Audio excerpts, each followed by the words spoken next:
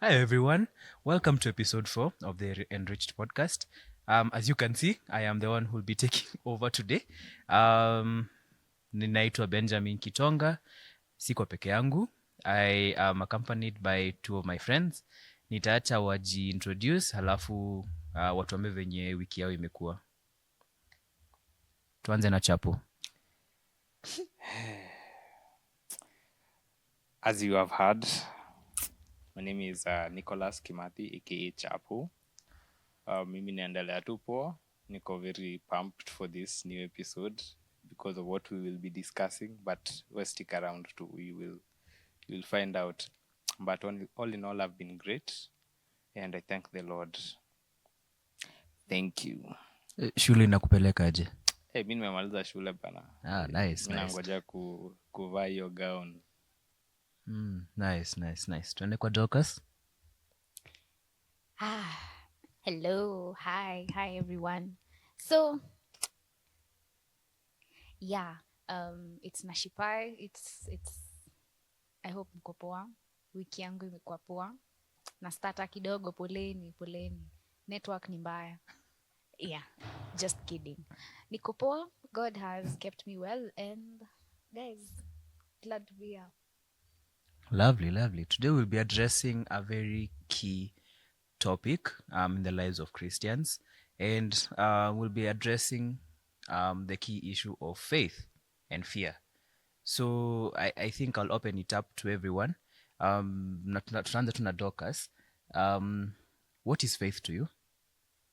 Faith. For me, faith ni kuwa sure, ile feeling na kuanga nayo ya if there's something I'm hoping it'll happen. Iyo feeling ya niko sure it'll happen. For me, that's faith. And the fact that I base it on God, that makes it even a bigger thing. So yeah, it's an assurance. Lovely. Na ushaiogopa kitu? Is there any constant fear you get about something? Naogopa giza. Naogopa, ni kweli naogopa giza saa ingine. Yeah, I think everyone fears something. I fear the unknown. Na fear kukuwa uncertain as well. So your constant feeling ya doubt. Yeah. Lovely. Understandable. Nikki, what is your definition of fear? Na is there anything, or rather, what is your definition of faith? Na kuna kitu unaogopa? Well. That's an interesting one. My definition of faith is like, okay, what Dorcas amesema ni that certainty that something is going to happen. Well, not something that you hope is going to happen, that it will happen.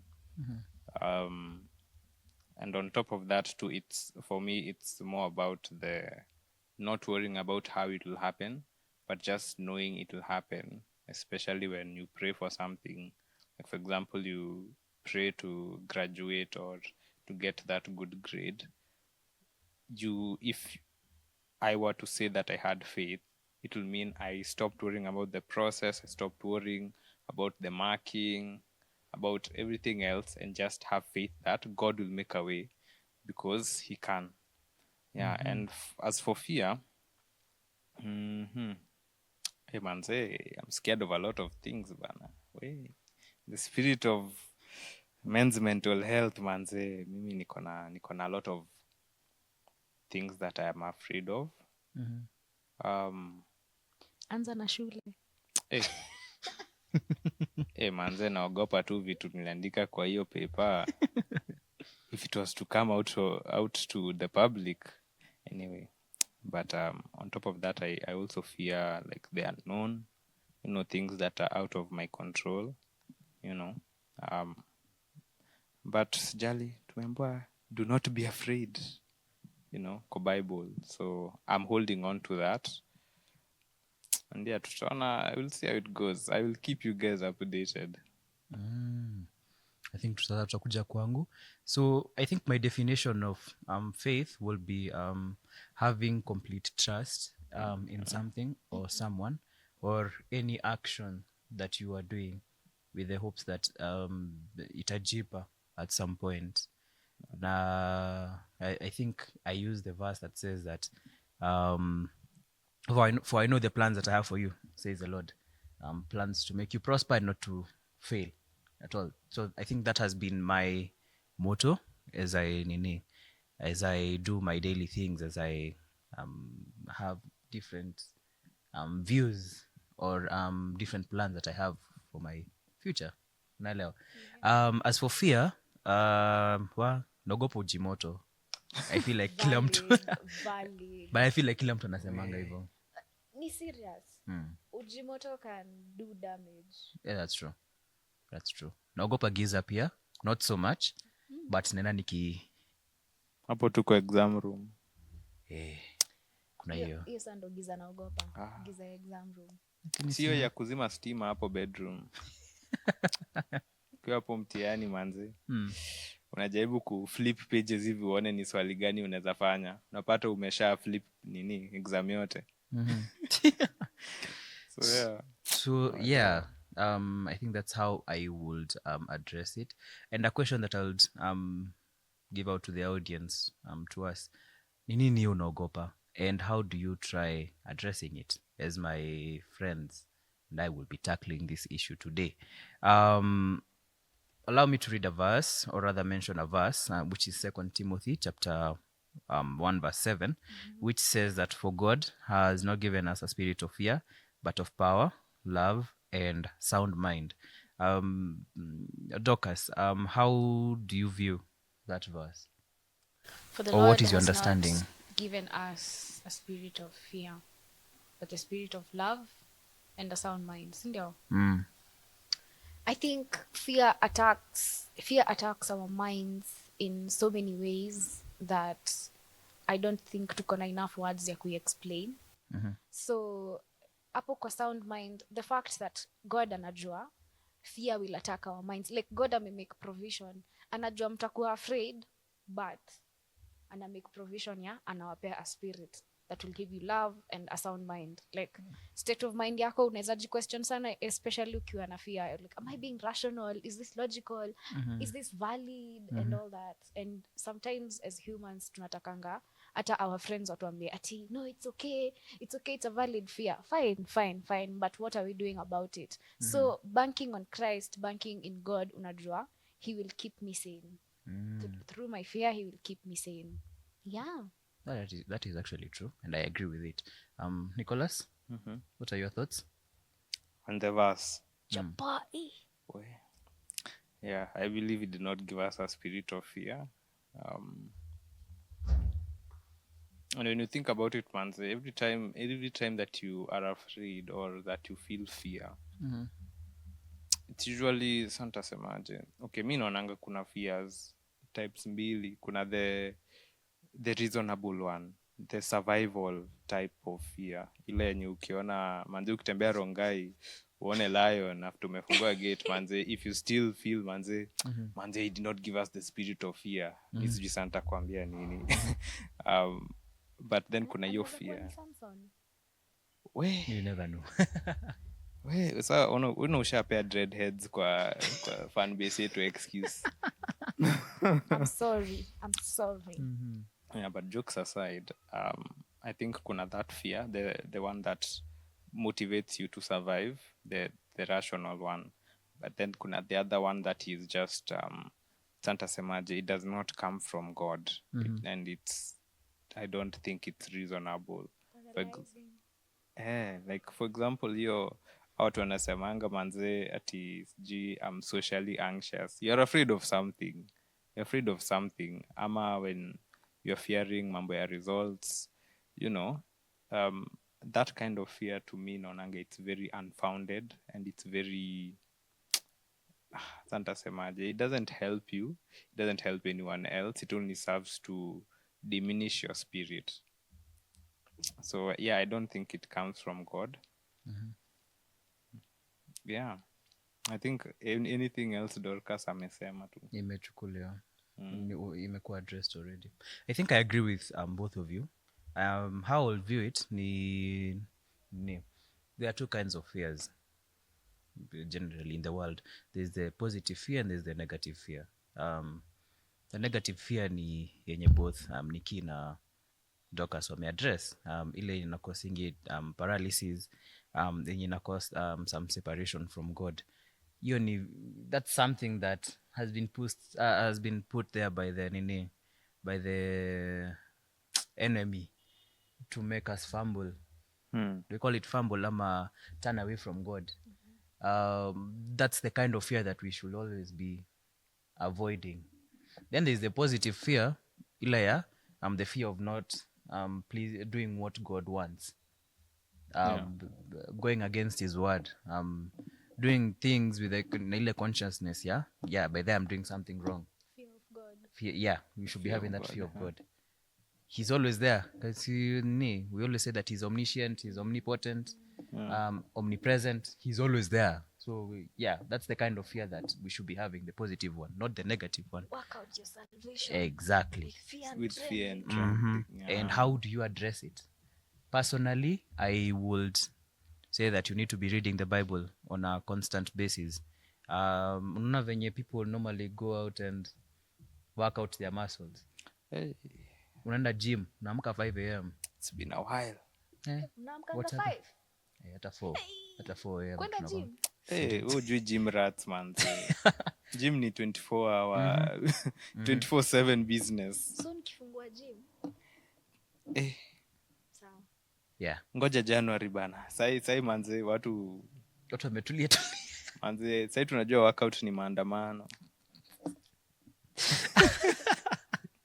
So what I was trying to emphasize is that the way you see people going to the gym to work out their body, it's the same way you should be doing.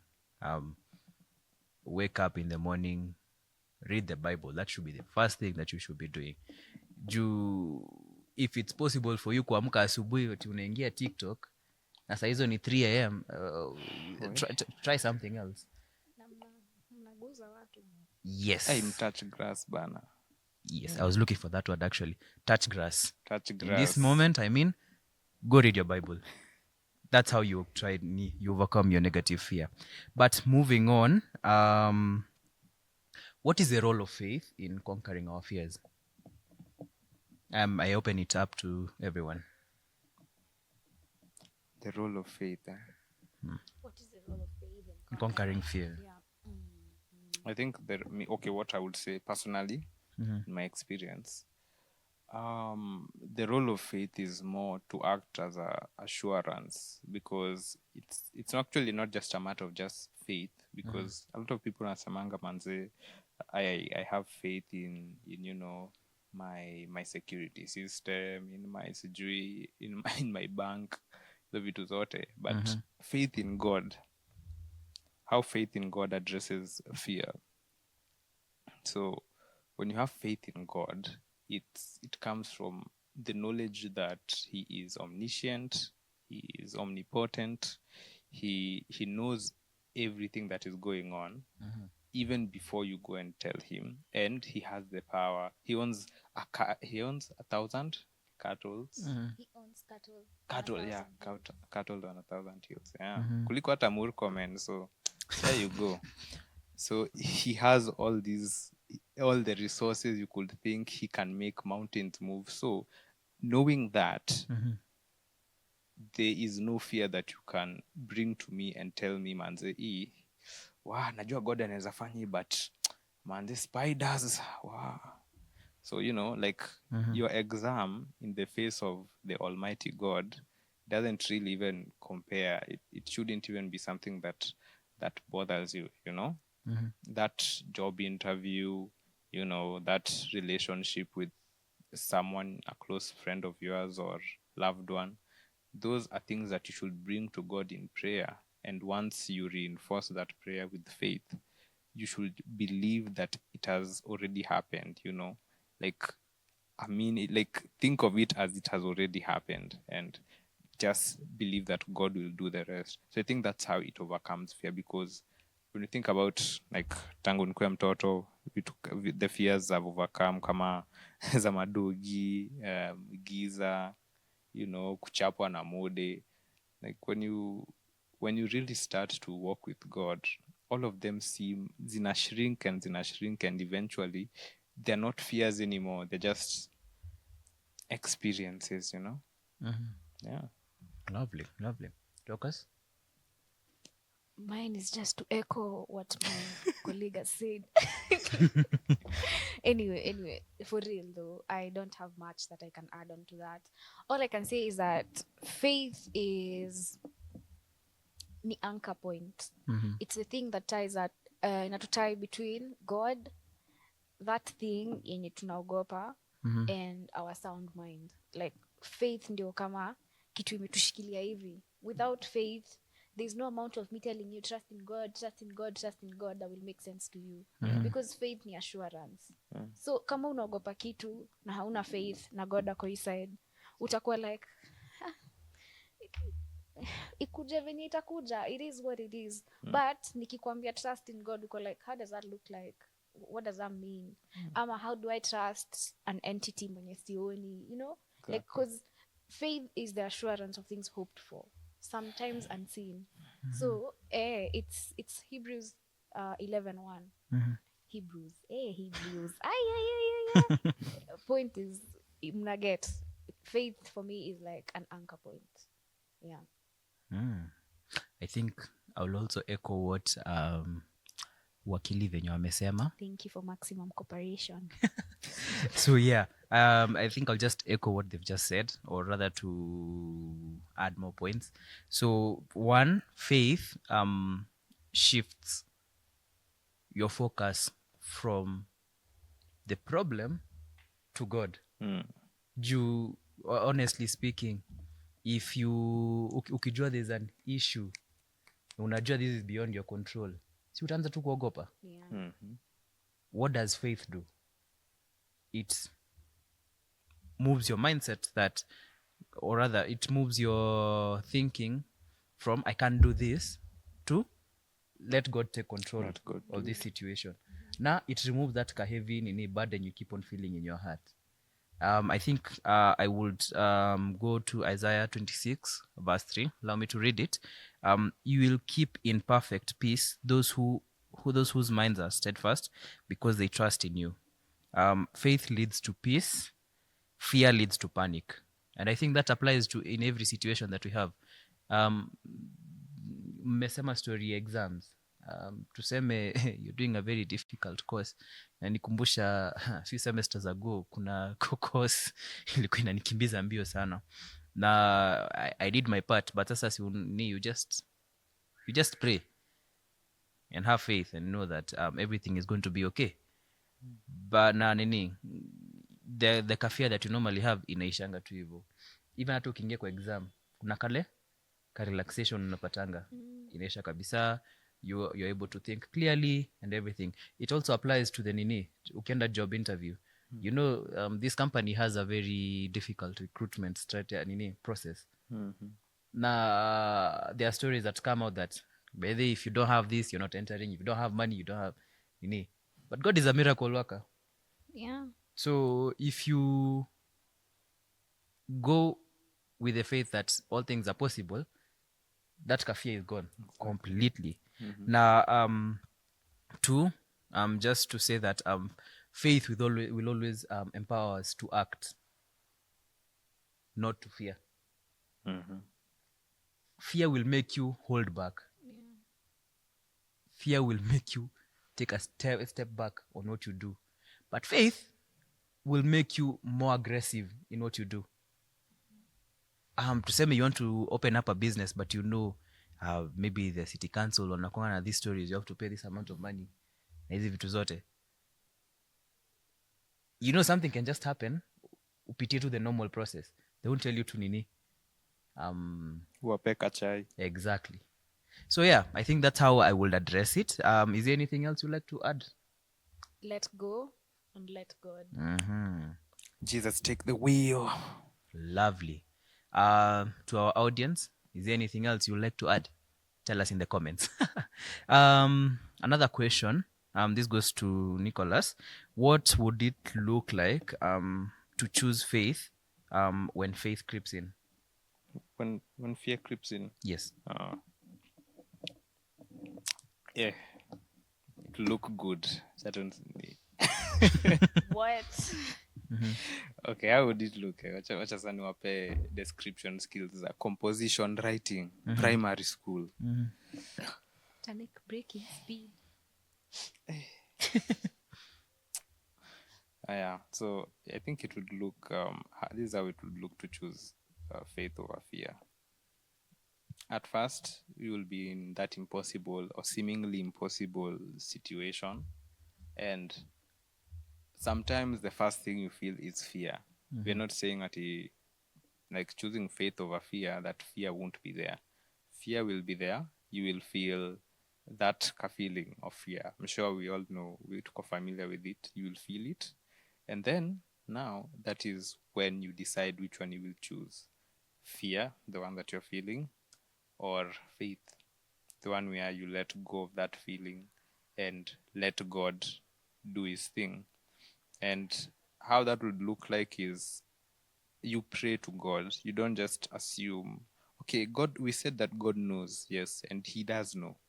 But it's you telling him about your problems that, it's like unampea permission ya kukusaidia, because one thing about God is he's a gentleman. He won't force, just because he knows you're sick, he won't heal you if you don't ask. He's not intrusive that way, hata force issues. So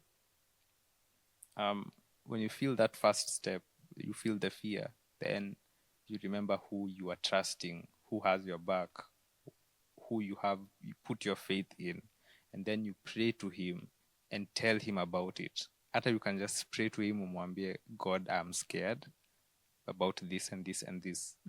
And then you can make your requests known to him through prayer and supplication. I think that's how it looks, at least for me. Dorcas, how do you do it? Wamenikamata. In a situation where I choose faith over fear, not gonna lie, being a very emotional person, I have to sit down and be rational first. I have to let it all go, like, wow, because my first thought is, it will never work out. Yeah, so I have to sit down, tell myself, okay, sawa, relax, pumua kama mtu wa kawaida. Aya, now what does the Bible say? Is there example? Kuna example kwa Bible unaweza angalia urelate na situation yako. How did they get through? Yes, unaweza kuwa wali take a lot of time, but si wali make it. Aya, pia wewe basi. Tulia. So the waiting season can be quite hectic. It can be so much, but again, faith ni assurance. So for me, it's the peace that surpasses all human understanding. That's what I'm looking forward to. That is what I want. Casting all anxieties. And then I'll just sit back and ni sawa, najua naogopa, najua siwezi control. But if it's not in my control, it's in God's control. Yeah. I actually think I agree. And I actually do what both of you have been doing. Mimi nikijipata in a situation whereby fear is creeping in, I speak a scripture to myself. Ama there are those songs that come into mind when you're nini. Yeah. Whenever you're facing a situation whereby fear is creeping in, then you start saying, it is well, it's going to be all right. With my soul. Exactly. So yeah, I keep on reminding myself using different scriptures. Na it calms me, to be very honest. Na nini, have you ever considered being in a support group? Siniko kwa support group sahi. Okay, yeah. Ninyi ndio support. Screw. We are Whereby bigger mko than na this, nini? by the way. To call support groups, it's not just these two. It's mtatuona tu. You guys just stick around. A shout out to the cameraman and the one controlling the sound, by the way. Manze wanafanya kazi Wanatusaidia. kazi fiti They're also sana. part of our support group. Bas. Yeah, one Hii day kazi tunafanya wanaisupport Mm. na si tunawasupport hapo kando. Najua mnafikiria mimi. Yeah. Wala mkinisupport. So yeah, it's actually right having a support group whereby they are able to assist you whenever you're in a situation whereby fear imeanza cloud kabisa.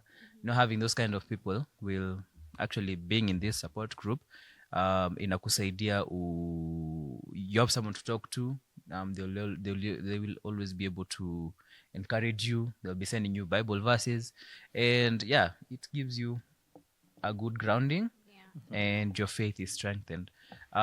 Also, for Deliverance Church, we have the CBRSM program, whereby you challenge yourself to read the Bible every morning a chapter a day. Then as the year goes on, 2 unaenda chapters. nini? Sai You do 2 chapters. Sai tuko 4 chapters by the way. Yeah. Na tunamka. Yeah, and now within that CBRSM community, we have how do you call this? Someone who Personal encourager. Yes. So the peer encouragers are there to look out at your progress. They are there to tell you to keep on pushing on. To encourage you whenever you're feeling down. So yeah, I would also encourage the audience to have a support group, have a challenge to read the Bible on a daily basis. Imagine so hard. Kama unaweza amka asubuhi, the first thing unafanya ni kufungua WhatsApp, surely. So you can just Hata si WhatsApp. Siku hizi watu tu ni TikTok. Wow. Ama for the gamers in the kitu ya kwanza unaingia ni eFootball. Guys, anza na Bible kwanza, then everything else can follow. Yes, spiritual nourishment first. I think, just to add on, you can pray. You as Maliuko, you can pray and tell God honestly what you want. Like, God, I need a friend mwenye I can hold their hand and they can hold mine. We can be encouragers to each other. It doesn't have to be your partner. If si lazima ikuwe relationship, no. Just a friend mwenye unajua. Kind of a David Jonathan situation, that when David breaks down, Jonathan is there for him. Hata kama baba ya Jonathan anataka kuwa David, and so on and so forth. And when Jonathan dies, David takes care of Jonathan's kid. So have a friend, talk to, ambia God, mi nataka mtu mwenye tunaweza kuwa that to each other, and spiritually pia tuna keep each other in check. Know, it's also very interesting how you can sit down and have a conversation with someone. I made a friend the other day. You have a conversation, we had a conversation and it just sparked into, right? Like, God does this, and I'm like, yeah. Yeah, he does. Like, it's so nice to have Christian friends where you can have banter. You can, like, by the way, Christians are not boring, just so you know. It's, you can have fun, you can have like talk, you can play games, and you can still involve God, and it doesn't feel awkward. Ni kama mmeingia kwa kanisa, you're doing a priesthood thing or something. Yeah, so it's just pray. That's true. Any other encouragement? Sound team? Manze, hapo kwa Christians are not boring, manze. Kwanza if you have like Christian Chelsea fans for friends, unaweza piga banta nao, manze. Chelsea catching strays. Mbona tuna catch strays for no reason? Ile tu, manze. They are the best friends to have around, manze. You'll never miss something to say. Utaka hivi tu mnyamaze. Utaka tu hivi ukumbuke, Na kuna mtu wa Chelsea. By them kwa namba. Tukayo. Msitaje watu wa Man U tafadhali. Next question. So yeah, we are moving away from that topic, and we are moving on to another critical topic that is, I think we should actually address, which is the men's mental health awareness. We're in the month whereby, or rather we are in a period whereby the mental health of men has been imetupwa kabisa. Now that has led to cases whereby men are just keeping quiet.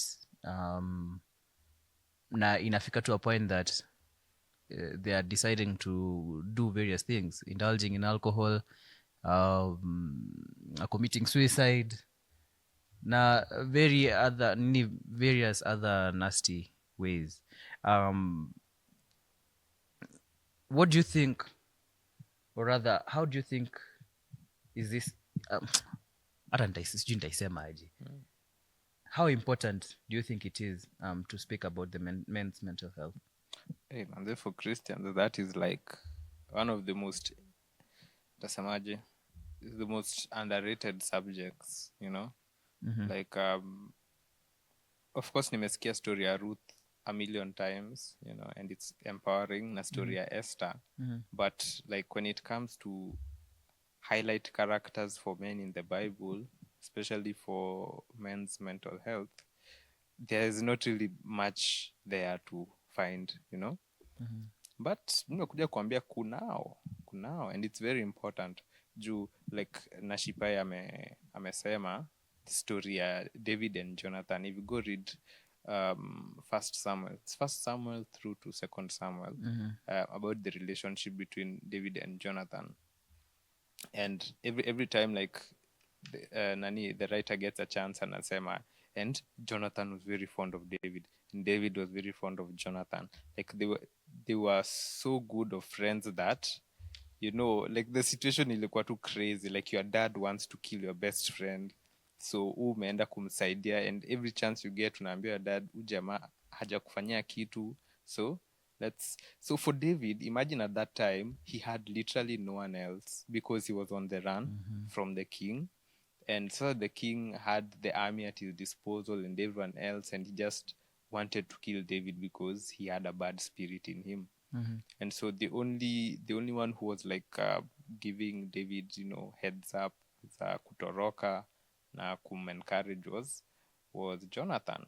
And many a times that David even broke down in front of Jonathan, and Jonathan was there for him, you know, alikuwa his support group, you know.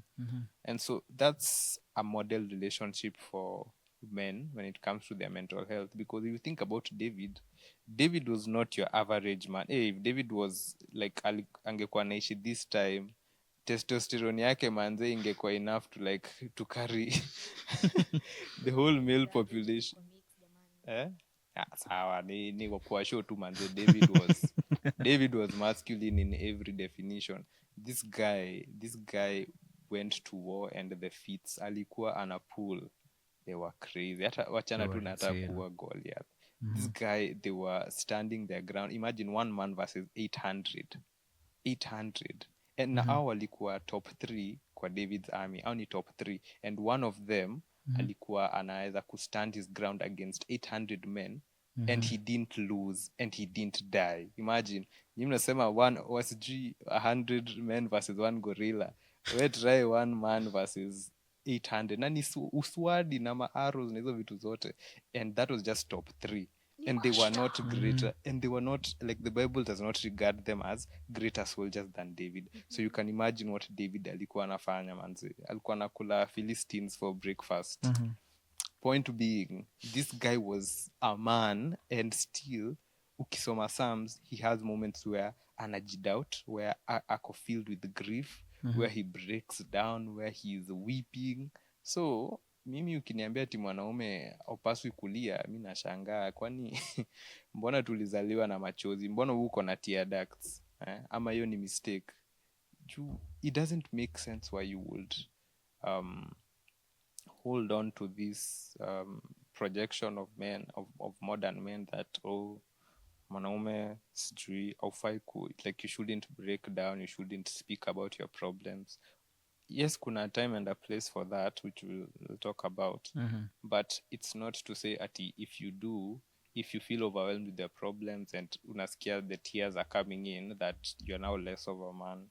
It doesn't. Wow, I think Nicholas may address almost everything that I personally wanted to talk about. Docus, amechukua kila kitu, ama there's something you wanted to add? Mi nimekuwa tagged along for gender equality. Peace. Anyway, I think he's mentioned so much, And if you read through Psalms, you'll actually see David was a feeler. He allowed himself to feel things. And Elijah had moments when he was down. Like Jesus himself. Ni kwa ile nani Bible study fulani ndo Vince alisema the lion and the lamb.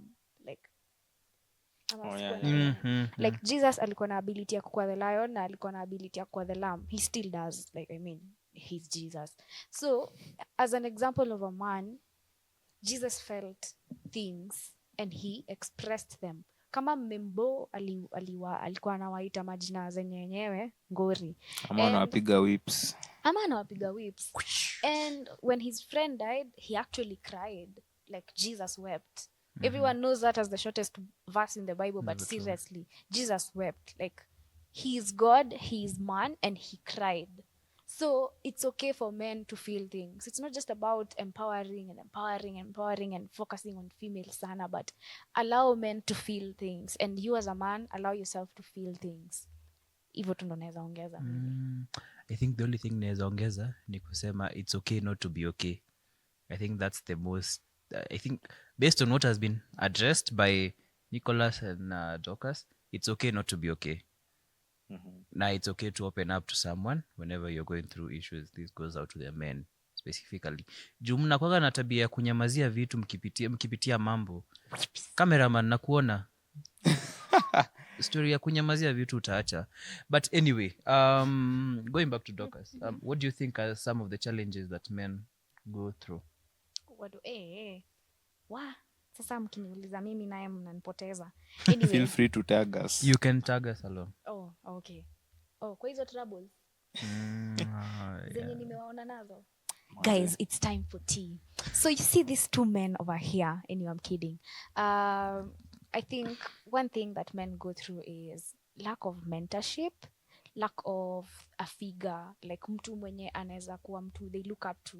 So they have a vague idea of who they are supposed to be as men, and society expect we live to a certain kind of ego. Like there's an expectation of who men should be.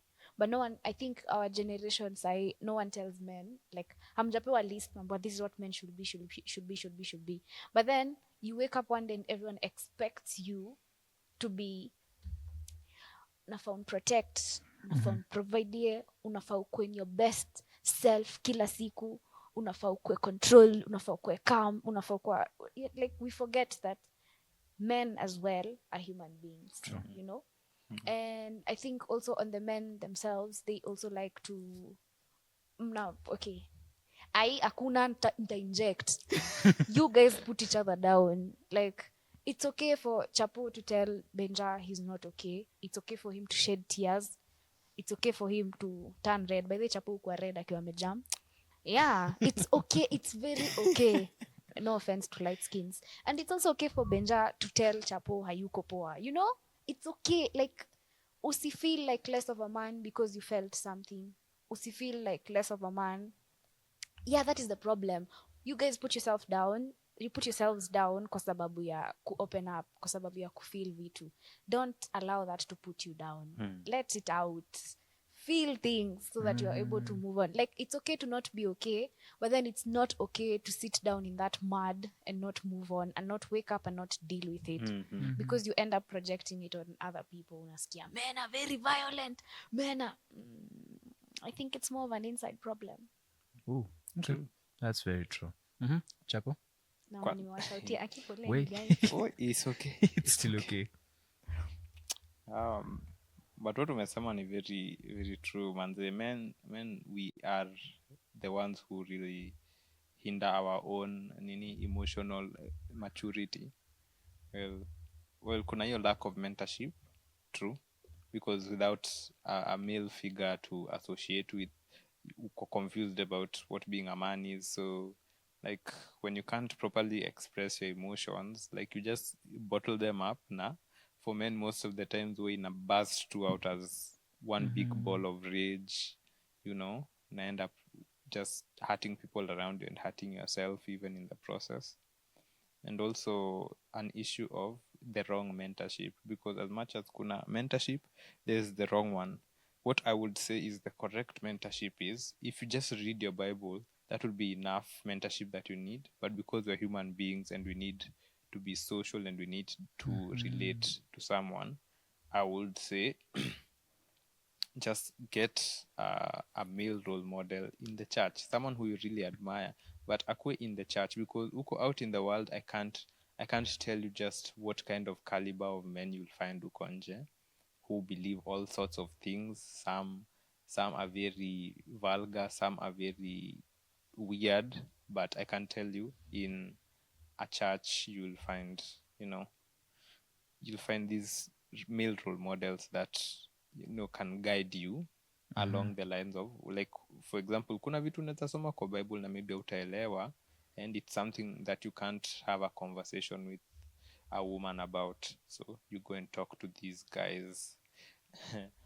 So another thing is, so be careful on who you decide to mentor you in terms of your masculinity. And what was I going to say about the next part? But yeah, heavy on that point, yeah, mentorship. Also, if you're in a friend group or in a support group where you feel like if you open up, kuna hiyo criticism ama judgment, manze, you need to address that, ama you find a different support group. They're not your friends. They're- Those ones are not your friends. They're not your friends. And sometimes it's not even their fault. Juu, the way society has mentored men, and you notice mesema society, not the right type of mentorship. Society has mentored men to grow up, being very submissive. Not that being submissive is a bad thing, but ile yenye unajifinyilia and you can't really express yourself, because as a man, manze, it's okay to celebrate your victory. It's okay to do some of these things. Like, it's okay to be with the boys and boys being boys in the correct way. So it's okay to do that, but society has made it feel like, manze, hey, when men like try and express themselves, no, you're being too much, sijui una man spread. Kuna ingine hata ku man spread, yani hadi nikikaa hivi, like the way I'm seated right now, it's a problem. I have to be seated hivi. For real. And trust me, actually a thing, yeah. for men, for very obvious reasons, we know why we cannot sit like that, and it's not our fault. So the society has mentored us in a very unsympathetic way to our plights, and so that has led us to feel very marginalized, even though we don't say it. So that's the difference between men and women. When women are oppressed and marginalized, they will say it most of the times. But men, because of the way, like, tumekuwa raised na tumeambiwa kuwa mwanaume ni kufanya this and this and that, if we raise our voices and say, man, they feel marginalized about this, they'll be like, huyo ni mwanaume kweli, huyo si mwanaume. Especially kwa the older generations, wazae, like, they are very judgmental about your masculinity when it's not their masculinity. When it doesn't align with theirs, wako like, huyu aka kaireto ni kwa wapi, so that's how it is kwa ground. Na ukinotice kuna in most friend groups, mtu mmoja akisha open up, au wengine hufuata tu, like inakwanga, by the way, hata mimi manze job imekuwa ikinigonga ni nini, mwingine amefukuzwa na bibi, like these things just start coming up to the surface. Unashanga hii group ya watu 8 ama 10, they were all carrying all these issues, yeah. These issues, these heavy baggages, and it's that they didn't feel comfortable that this is a space where I can tell my people, manze, wanajua tu tunakuja huku tu tuna watch ball, tuna comment, tunaenda mtaani, ama tunacheka and drink, and that's it. But manze, that's not it. That's not all that masculinity is, manze. Just talk to your bros. If you have a brother, talk to him. Hopefully it's easier for you to just like open up, umwambie, manze, I'm going through this. If you have a friend, look for those friends, manze. They're out there. I'm sure you can even quote me. Inside every man, they just want to emotionally open up to someone. Wanataka tu kusema, manze, I have this problem na sijui nitaanza kuisolve aje, ama sometimes they just need to get things off their chest. Waseme tu, manze, mimi nilifanywa hivi, I'm not okay with it, I'm not comfortable, and I feel like if I say it out loud, I will get bashed, I will get judged, So tafuta hiyo support group yenye inaweza kuaccommodate vizuri. That's what I would advise you. Lovely. I have noticed that to may center the conversation around the society so much, but I feel like there's an aspect that we are missing out. Do you both think that nini, the kind of era that we are in right now, social media, the internet has also contributed to men keeping quiet? Because if you can give an example, there are numerous celebrities. There's the worldwide one and there's the Kenyan one who have been telling men to sort out their issues alone. Keep quiet, work on yourself, move on. If someone tries talking to you, shut them properly. I don't want to mention names. But do you think that's a key factor? Considering that we're in the 21st century, we're in the era whereby a 10-year-old can access a phone, can access TikTok, can access Instagram and everything. Do you think that's a big factor? Yes, kwa sababu social media popularizes things. It popularizes trends. And if something is trending, it's normal for young people to just want ku-identify nayo. Mwanaume ufai kusikia, mwanaume ufai kutumia tissue. Kwanza there's this line, baby, it pissed me off. There's this line ilitumika shule, tulikuwa class. So it was raining. Tunatoka natoa umbrella kwa bag. I'm like, you don't have an umbrella, you can walk with me to share yangu. My ancestors did not fight the colonizers. Domini ninunue umbrella. Had it in school also. So, mwanaume anafaa kunyeshewa. I'm like, ukipata pneumonia utaenda uambia nini daktari? Price ya umbrella ni 6, so price ya dawa za pneumonia ni 2K and above. Who's fooling who? Like, take care of yourself. It's okay to take care of yourself. So now the problem is social media has also made it look like when men take care of themselves, wako feminine. Yeah. So it also makes men who want to feel masculine feel very repulsed. Kama nikijitekea, a man just goes, cuts his nails are neat, they're clean, nasikia. Yeah, we see that. And it's also something that we as women do. We can make men feel very feminine kwa sababu ya wao kutake care of themselves, which is not a good thing. Let men be men and let men take care of themselves. Usiogope enda uoge. Wache mchezo. Nuka vizuri, vaa nguo safi. I mean, your favorite color is pink. Go buy a pink shirt. Walk around in it. Like, na mpake Vaseline kwa magoti bana. Kwa magoti, kwa ankles, kwa lips. You're walking around na lips zimekauka just because mwanaume hafai kupaka mafuta. Nah. Take care of yourself. It doesn't make you feminine. It just makes you a good man who knows how to take care of himself. And trust me, women who are looking for men to like get married to, they actually look for men mwenye anajua anaweza jichunga.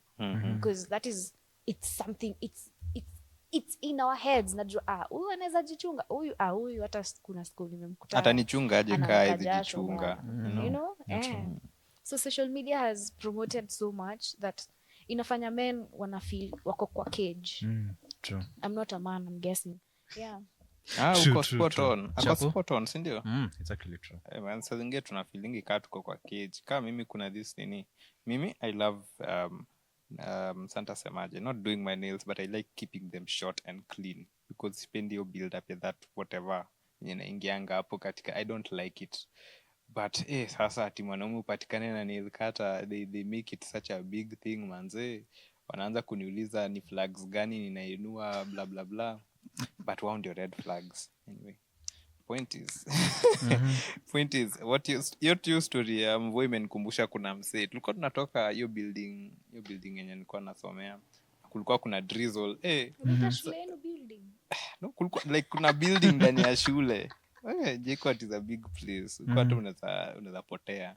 So now tulikuwa natoka class, it was drizzling. Alafu so mimi ninangojea tu ipungue ndio niende juu sina umbrella. Wengine akasema mwanaume nikukunja ngumi unajifunika nayo. So like wow, okay. Sawa, wewe ishia manze. Mimi already niko na homa and I don't want to make it worse. But sometimes you wonder, is it a joke? Ama do they honestly think that carrying an umbrella is just too feminine, you know? So who knows? Social media manze imefanya vitu mingi zikuwe normalized. I would say that because if a million people watch a video ya Andrew Tate where he's just talking about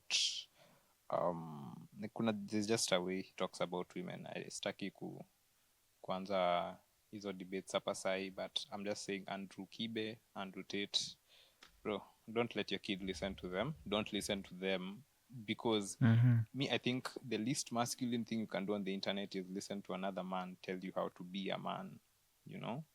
Like Rudia tena.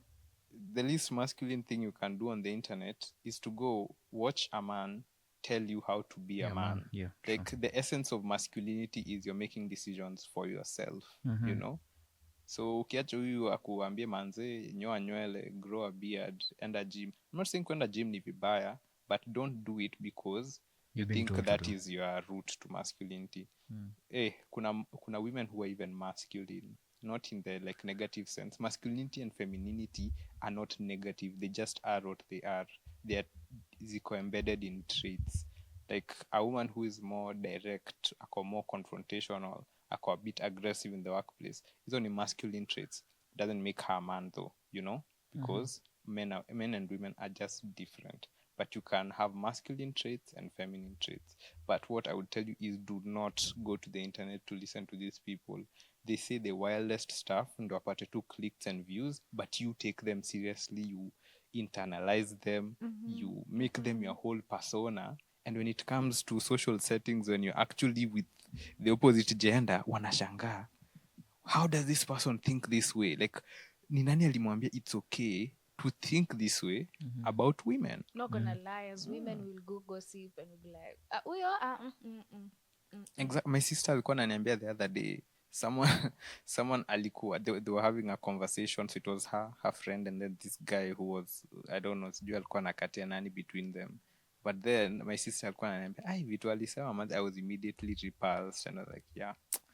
It was something very sexist, which I will not say here because nikisema anaweza watch na atajijua. But anyway, it's women do take note of these things, and while they may not show you directly, pia women are not stupid, so they can gauge your mindset wajue, I don't want this kind of guy. Trust me, looks matter only up to the point where they listen to you when you open your mouth and they're like, manze ni eye candy, but nothing beyond that. So for men, do yourself a favor, manze. Just read the Bible, look at the men there, and then you can gauge for yourself what being a masculine man is.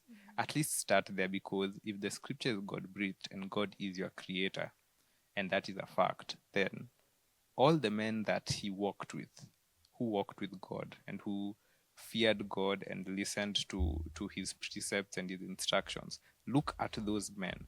Anza na akina Moses, all the way to akina Abraham, all the way to Moses, hadi Jesus, hadi Paul huko mwisho, hadi John. You just look at them and then make the decision for yourself. Because if you listen to guys out here, you don't know the intentions for you. You don't know whether they're just trying to get clicks. You don't know if they truly mean what they say, because most of them, they just say it because that's what they were taught as kids. They don't have any emotional stake in it, you know? Lovely. I think you've addressed a lot. And then nilikuwa nangoja kutalk kuhusu hizi vitu. We, hebu tungoje next year June.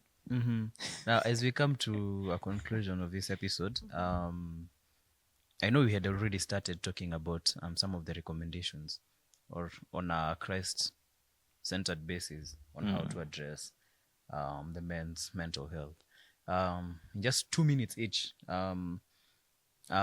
give me 2 ways in which you can advise, or rather recommend, that men do, or how do I say it?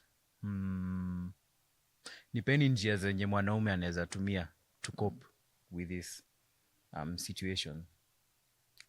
Situation gani bana? Mental health. Okay. Yes. Okay. Back to you again. Okay. I was hoping Dorcas angenibaia time, but anyway, let's see. Off the top of my head, how you can cope with the mental health is, first thing is stay off the internet.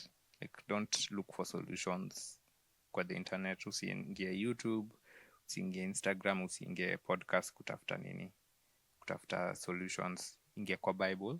That's what I'd say first.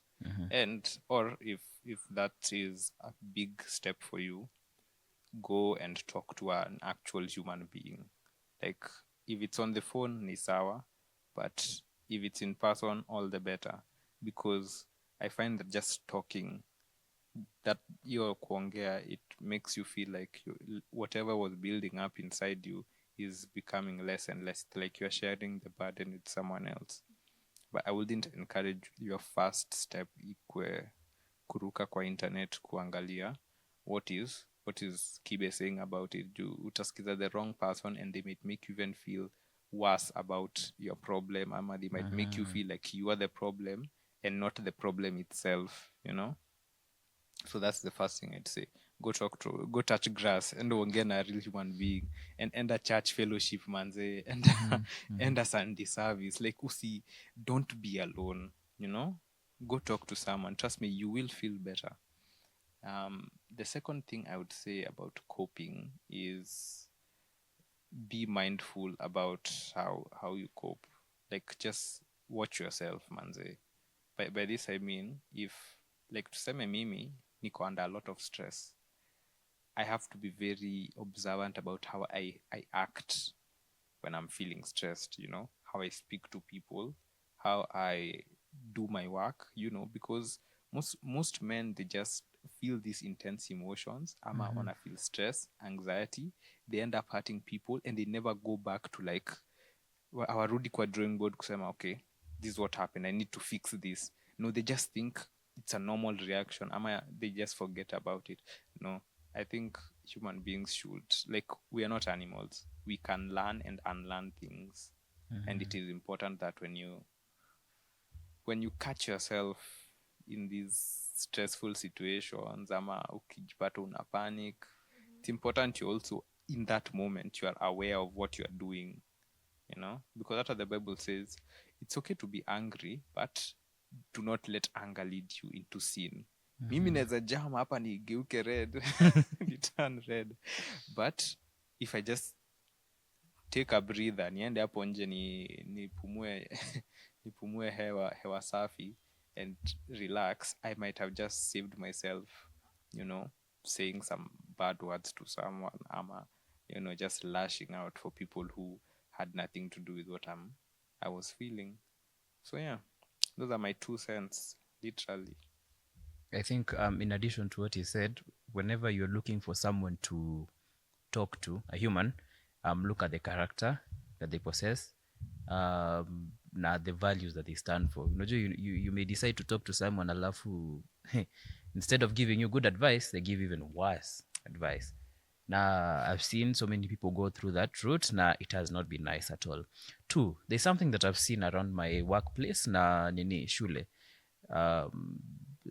Let me start with the school. They've been creating forums whereby the men around campus wanakuwa na their own conference whereby the top figures in the school, the vice chancellor, the deputy vice chancellors of academics na student life, all of them come in and they listen to what the young men go through. So I think that's a very good way of doing so. Yeah. The church has also been doing that, having these conferences. Hata nini? Summit. There was the men's summit. Yeah. Pastor Jeff is also always available to talk to every young man that is available. Shout out to Pastor Jeff. Yes. That wants to talk, or rather wants to open up about an issue that they are going through. So yeah, I think that's what I will say about that. But Nikki or Chapo has given out most of the things that I wanted to say. Dorcas? I think I agree. Nikki has said so many things. So guys, be self-aware, and self-aware does not end it. Ukijijua, you start changing from there. Najua nikikasirika, I act like this, so now you start acting from that part. What do I do better? How do I do it better? Would I want someone to do this to me? No. So, you know, yeah. And have friends. Make friends. we like when you have a social life. By we I mean me by then nataka mkue na social lives. Nataka mkue na social life. Please, it's very important. Have bros, have friends, have hangouts, go play games. All there's this quote my mom keeps repeating: all work no play makes Jack a dull boy. There's a reason why wakusema Jane a dull girl, walisema Jack.